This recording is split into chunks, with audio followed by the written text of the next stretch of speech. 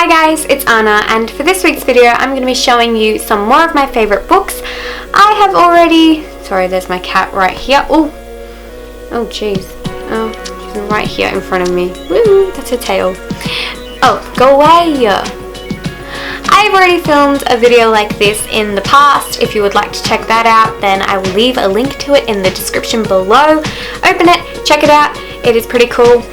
And yeah, I've got some new favourites that I would like to show you. So let's get on with that, shall we? Book number 1 is called The Look. Yes, The Look. It is a pretty cool book. It is not something that I would naturally gravitate towards. It is not something that I would be most likely to pick off the shelf because it is very girly. I have explained before in my last video that girly books aren't exactly my forte. I like reading books with a little bit more adventure, a little bit more, you know, mystery and thriller, all that sort of stuff. So when I saw this book, I was quite surprised that I actually managed to pick it up. Even though I picked it up when I was in year 6, which means I was around 11, turning 12, I was still surprised at myself. The book is very, very girly. It's got pink. You can obviously tell it's a girl book by the pink everywhere around the pages. It's got pink everywhere. But the story is very girly, but it's really, really cute book. Cute in the sense that it is not something... It is about sisterly love. Not like Anna and Elsa. It's sisterly love. And I love it. It is so good. So basically the whole point of this book is there is this girl named Ted. Ted is tall. Most people would consider her to be freaky. She's not actually the most beautiful thing ever. But guess who is her sister? And for some reason, Ted gets an offer from the modelling agency, and the modelling agency wants her to be their model.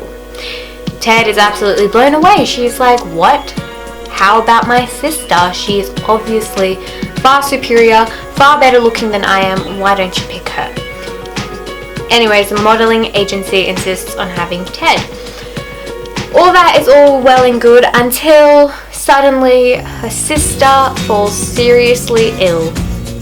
Ted's sister is now gravely ill, and Ted has to find a way to balance her life by being the perfect supermodel and being the perfect sister. She has to balance them.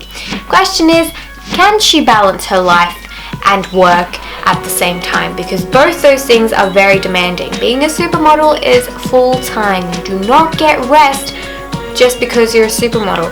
Neither do you get rest from being a sister. You're expected to be on call at all times. So will she be able to do both?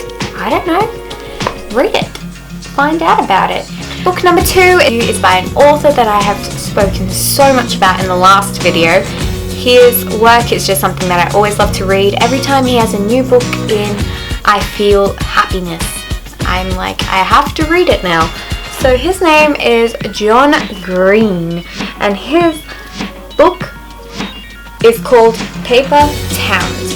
Paper Towns has now been made into a movie, so if you've seen the movie, well then great. If you haven't seen the movie, check it out. I bet it's awesome. I have not seen the movie yet either, but I plan to sometime soon. I'm always a bit behind with the crowd when it comes to watching movie adaptations of books because I always forget. I always find another book and then it just kind of takes over my life. Just because you've already watched the movie doesn't mean you can't read the book. So read it. I really like it. For all those people that have never heard of it or haven't read it or watched it, this book is about a boy named Quentin Jacobson. Q, as he is known to his friends. So he's 18, he goes to high school, and for as long as he can remember, he has always loved this popular girl at his school called Margot Roth Spiegelman. I've always called her Spiegelman. I don't know how to pronounce her last name. But yeah, always loved her from ever since he can remember. Now, Margot is kind of a crazy girl. She likes to run away at random times. She likes to take revenge on people if they have hurt her. She's all over the place. So it's not quite uncommon for Margot to run away from her house for 2-3 days and then come back 2-3 days later. It is not uncommon knowing what she's like. But one day, Margot just runs away. She doesn't come back. Q starts getting worried. Q starts thinking, where has she gone? I need to find her. So Q asks for help from his friends. Now Q and his friends are now searching pretty much all of Florida trying to find Margot Roth Spiegelman. Now Margot, being the little clever cat that she has left little clues everywhere. It is up to Q and his friends to find and answer/resolve those clues and riddles that she has left around to guide them a step closer to where she is. Question is, in the end, will they find her? I don't know. Third and final book is an adult novel. Can you believe it? It is absolutely massive. It is by this author that is very well known, one of my mum's favourite authors. My mum is actually the person who recommended I should read this book.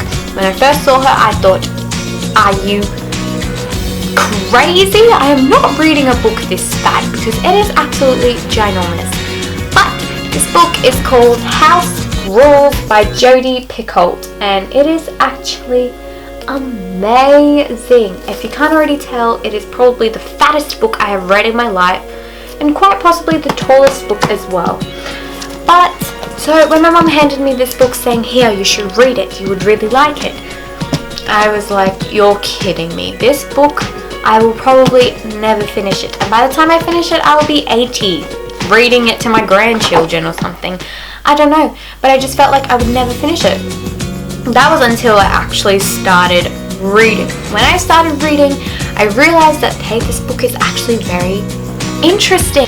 This book is about a boy named Jacob Hunt, and he has a syndrome called Asperger's syndrome. Now, Asperger's syndrome is something that is seen in media quite a lot. If you've watched the show Big Bang Theory, you would be quite familiar with it.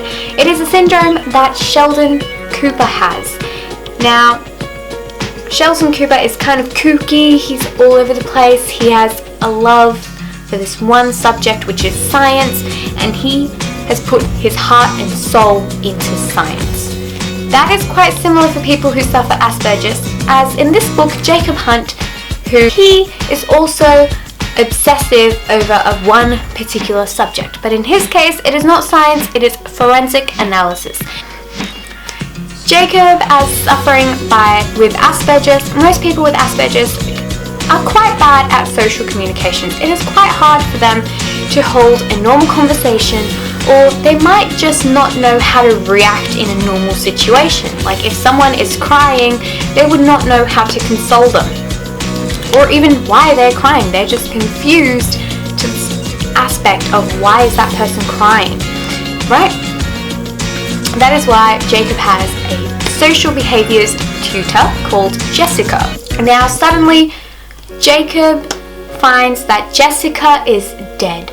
Jessica is murdered, and the police are going crazy trying to find the murderer who killed Jessica. No one really knows, and because the police start to suspect this one person called Jacob Hunt. Question is Jacob really the murderer? I don't know. The book is just awesome. So those were my 3 books that I have read and that I have loved. If you guys enjoyed the video, be sure to give it a thumbs up and subscribe to my channel. The button will be right over here. Click it if you're on your laptop. If you're on your phone, then click the button next to my profile picture. And leave a comment down below if you have read any of these books, because if you have, let me know what you liked about them. And if you haven't read any of these books, let me know which book you would be most likely to read. Yeah, I think that's it for this week's video. I'll see you guys all next week. Bye.